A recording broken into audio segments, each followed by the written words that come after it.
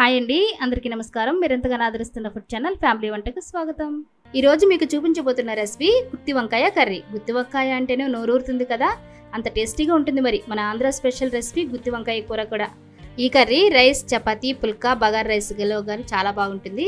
చాలా సింపుల్గా తయారు చేసి చూపిస్తాను. ఇంకా లేట్ చేయకుండా వీడియోలోకి వెళ్లే ముందు నా ఛానల్ ఎవరైనా సబ్స్క్రైబ్ చేయకపోతే సబ్స్క్రైబ్ చేయండి. వీడియోని చివరి వరకు చూడండి.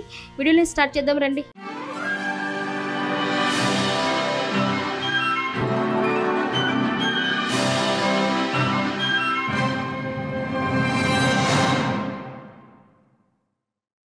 ఇక్కడండి 400 గ్రాముల వంకాయలు తీసుకున్నాను. ఈ కర్రీకి చిన్న సైజ్ అయినా తీసుకోవచ్చు, పెద్ద సైజ్ అయినా తీసుకోవచ్చు.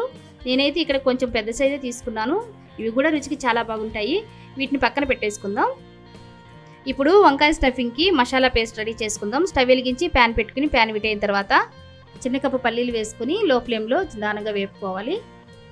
ఇవి కొంచెం వేగిన తర్వాత ఒక 7 జీడిపప్పులు కూడా వేసుకుని వేయించుకోవాలి. పేస్ట్ చాలా టేస్టీగా ఉంటుంది వేస్తే. ఇవి కొంచెం వేగిన తర్వాత కొద్దిగా ధనియాలు వేసి ఇవి కూడా వేయించుకోవాలి. ఇవి కూడా కొంచెం వేగిన తర్వాత కొంచెం నల్ల మిరియాలు, చెక్క, లవంగ, అనాస మొగ్గ కూడా వేసి వేయించుకోవాలి. ఈ కర్రీకి వేస్తేనే ఫ్లేవర్ చాలా బాగుంటుంది. మసాలా పేస్ట్ ఇవే చక్కగా వేయించుకోవాలండి, అప్పుడే టేస్టీగా ఉంటుంది కర్రీ. ధనియాలు కూడా వేగిన తర్వాత కొద్దిగా నువ్వులు కూడా వేసుకుని కొంచెం లో ఫ్లేమ్లో వేయించుకోవాలి. మాడిపోకుండా తిప్పుకుంటూ వేయించుకోవాలి. నువ్వులు కూడా కొంచెం డ్రై అయిన తర్వాత 1 టీ స్పూన్ జీలకర్ర కూడా వేసి వేయించుకోవాలి. ఇవి కొంచెం వేగిన తర్వాత కొద్దిగా ఎండు కొబ్బరి పొడి కూడా వేసి వేయించుకోవాలి. ఎండు కొబ్బరి కనుక అవైలబుల్గా లేకపోతే పచ్చి కొబ్బరి కూడా యూజ్ చేసుకోవచ్చు. ఇవన్నీ కూడా మారిపోకుండా పర్ఫెక్ట్గా వేయించుకోవాలి. ఈ దినుసులన్నీ కూడా ఒకదాని తర్వాత ఒకటి మాత్రమే వేయించుకుంటూ ఒక్కొక్కటిగా వేసుకోవాలి. ఈ కర్రీకి మరి గ్రేవీయే కదండి టేస్ట్, అందుకనే మనం మనసు పెట్టి వేయించుకోవాలి ఇదంతా కూడా. ఇవన్నీ కూడా వేగిన తర్వాత స్టవ్ ఆఫ్ చేసుకుని పూర్తిగా చల్లారిన తర్వాత ఒక మిక్సీ జార్ తీసుకుని ఇవన్నీ అందులోకి వేసేసుకోవాలి. దినుసులన్నీ వేసుకున్న తర్వాత ఒక 2-3 అల్లం ముక్కలు, కొద్దిగా వెల్లుల్లి రెమ్మలు, రుచికి సరిపడా సాల్ట్, 2 టీ స్పూన్ల కారం, పసుపు కూడా వేసేసి యాడ్ చేసేసి మొత్తం నేను మిక్సీ పట్టుకుంటున్నానండి. కొద్ది కొద్దిగా వాటర్ వేసుకుంటూ ఈ విధంగా మిక్సీ పట్టుకోవాలి. దీన్ని ఒక బౌల్లోకి తీసేసుకోవాలండి.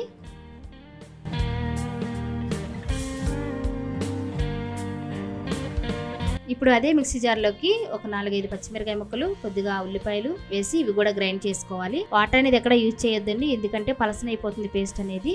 వంకాయ స్టఫింగ్కి కొంచెం గట్టిగానే ఉండాలి, కొంచెం పలచగా లేకుండా మీడియం సైజులో ఉండాలి. ఈ విధంగా గ్రైండ్ చేసుకున్న పేస్ట్ని కూడా ఇందులోకి వేసేసుకోవాలి. ఈ రెండింటిని కూడా మిక్స్ చేసుకోవాలండి బాగా, ఎందుకంటే వేడివిడిగా పట్టాం కాబట్టి రెండు కలిసేటట్టుగా కలుపుకోవాలి. ఈ విధంగా కలుపుకునేటప్పుడే ఉప్పు, కారం పర్ఫెక్ట్గా ఉందో లేదో చూసుకొని వేసుకోండి. నాకైతే సరిపోయినాయి. ఇప్పుడు వంకాయల్ని మనం ఉప్పు నీళ్ళలో వేసుకోవడానికి ఒక బౌల్ తీసుకుని అందులో వాటర్ వేసుకుని కొంచెం సాల్ట్ వేసుకోవాలి. వంకాయలు ముందుగానే కోసి పెట్టుకుంటే కండ్రెక్కిపోతాయి కాబట్టి అప్పటికప్పుడే మనం రెడీ చేసుకోవాలి. ఇప్పుడు వంకాయల్ని 4 భాగాలుగా ఘాట్లు పెట్టుకోవాలి. ఘాట్లు పెట్టుకున్న వంకాయల్ని మనం ఉప్పు నీళ్ళలో వేసేసుకోవాలి. చూసారు కదా, ఈ విధంగా ఘాట్లు పెట్టుకోవాలి. చివరి వరకు ఊడిపోకుండా మొదల వరకు కాకుండా మధ్య వరకు పెట్టుకుంటే సరిపోతుంది. ఈ విధంగా వంకాయలన్నీ మధ్యలో ఘాట్లు పెట్టేసుకుని ఉప్పు నీళ్ళలో వేసేసుకోవాలి. ఈ విధంగా వంకాయలన్నీ కూడా ఉప్పు నీళ్ళలో వేసేసుకోవాలి. వీటిని తీసుకొని మనం స్టఫింగ్ చేసేసుకోవాలండి వెంటనే. ఈ విధంగా స్పూన్ సహాయంతో మనం స్టఫింగ్ చేసేసుకోవాలి నిదానంగా. మొత్తం అంతా కూడా లోపలికి పెట్టేసుకోవాలి. పేస్ట్ అనేది మరీ పలచగా ఉంటే వచ్చేస్తుంది, ఈ విధంగా ఉంటే సరిపోతుంది. ఈ విధంగా స్టఫింగ్ వంకాయలన్నిటికీ కూడా ఈ పేస్ట్ అంతా పెట్టేసి ఒక ప్లేట్లోకి రెడీ చేసి పెట్టుకోవాలి.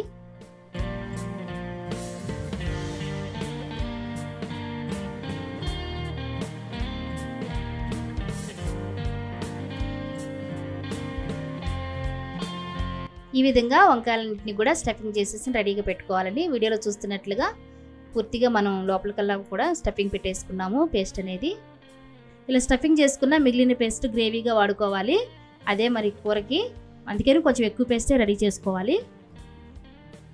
ఇప్పుడు స్టవ్ వెలిగించి ప్యాన్ పెట్టుకుని ప్యాన్ వీటైన తర్వాత 2 కప్పుల ఆయిల్ వేసుకోవాలి. వంకాయలు వేగాలంటే కొంచెం ఆయిల్ ఎక్కువే పడుతుంది. ఈ కర్రీకి కొంచెం ఆయిల్ ఎక్కువే వేసుకుని వేయించుకోవాలి. ఆయిల్ వీటైన తర్వాత ముందుగా రెడీ చేసి పెట్టుకున్న గుత్తి వంకాయలన్నింటినీ కూడా ఇందులో ఒక్కొక్కటిగా వేసి వేయించుకోవాలి.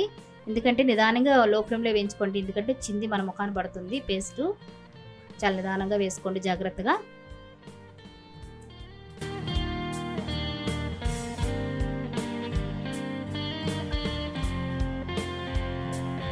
ఈ విధంగా అటు ఇటు తిప్పుకుంటూ వేయించుకోవాలి కట్టర్ సహాయంతో. 2 పక్కల వేయించుకోవాలి ఆయిల్లో. ఆ వంకాయల్లో ఉన్న పేస్ట్ కిందకు వచ్చి కొంచెం వేగుతూ ఉంటుంది. ముందుగానే వంకాయలన్నింటినీ కూడా ఇలా వేయించుకోవాలి తిప్పుకుంటూ.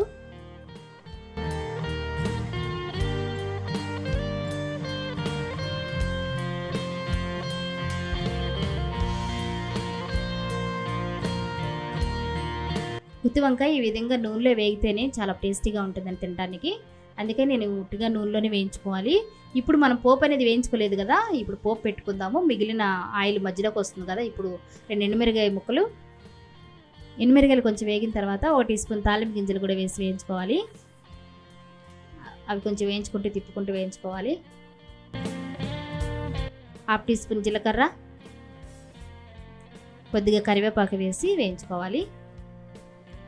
ముందుగానే తాలింపు ఎందుకు వేసుకోలేదంటే తాలింపు ముందుగా వేస్తే మాడిపోతుంది, టేస్ట్ అనేది ఉండదు. అది కొంచెం వంకాయలు ఫ్రై అయిన తర్వాత మనం మధ్యలో వేసుకుంటే ఫ్లేవర్ చక్కగా పర్ఫెక్ట్గా పడుతుందని ఈ విధంగా తాలింపు వేస్తున్నాను. మీకు ఇష్టమైతే ఇలానే వేసుకోండి, చాలా టేస్టీగా ఉంటుంది. ఇలా వేగిన తర్వాత మనం మిగిలి పెట్టుకున్న ఆ పేస్ట్ అంతా కూడా ఇందులోకి వేసేసుకుందాం.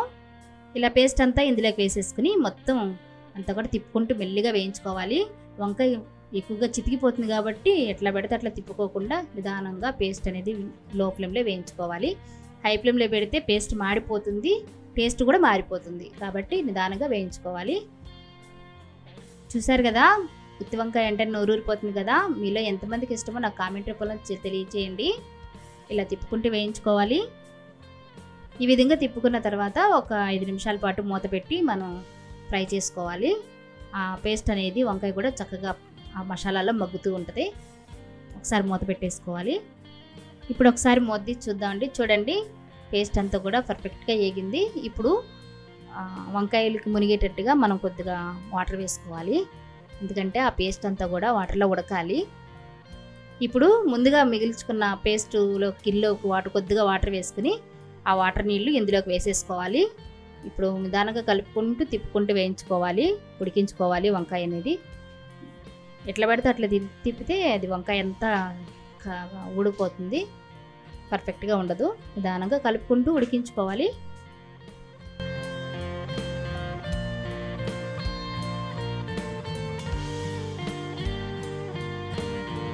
ఇప్పుడు మూత పెట్టి ఒక 20 నిమిషాల పాటు మగ్గనిద్దామండి.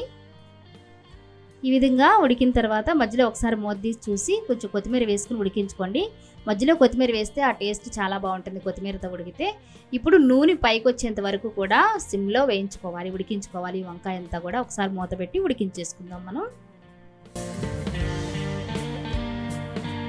చివరిగా ఒకసారి మూత తీసి చూసుకుందాం అండి. చూడండి, ఆయిల్ అంతా కూడా పైకి ఎలా వచ్చేసిందో. పర్ఫెక్ట్గా గ్రేవీ అనేది రెడీ అయిపోయింది. వంకాయ కూడా పర్ఫెక్ట్గా ఉడికిందండి. గుత్తి వంకాయ చూడండి, చూపిస్తున్నాను వీడియోలో. ఈ విధంగా ఉడికితే సరిపోతుంది. చాలా టేస్టీగా ఉంటుందండి గ్రేవీ అనేది. ఎప్పుడైతే ఆయిల్ పైకి రాకుండా మనం దించేసుకుంటే నీరు వచ్చేస్తుంది కర్రీ కూడా. ఈ విధంగా ఆయిల్ అంతా పైకి వచ్చేంత వరకు కూడా ఈ కూరని ఓపిక్గా మనం ఉడికించుకోవాలి లో ఫ్లేమ్లో. ఈ విధంగా ఉంటే సరిపోతుంది. మనం స్టవ్ ఆఫ్ చేసేసుకోవచ్చు. అంతేనండి, వేడివేడిగా చాలా టేస్టీగా ఉండే గుత్తి వంకాయ కూర రెడీ అయింది. అంతేనండి, గుమగుమలాడే వేడివేడిగా గుత్తి వంకాయ కూర రెడీ అయిపోయింది. మీరు కూడా ట్రై చేస్తారు కదా. ఈ వీడియో కనుక నచ్చితే లైక్ చేయండి, షేర్ చేయండి, కామెంట్ చేయండి. నెక్స్ట్ వీడియోలో మళ్ళీ కలుద్దాం. Thank you for watching.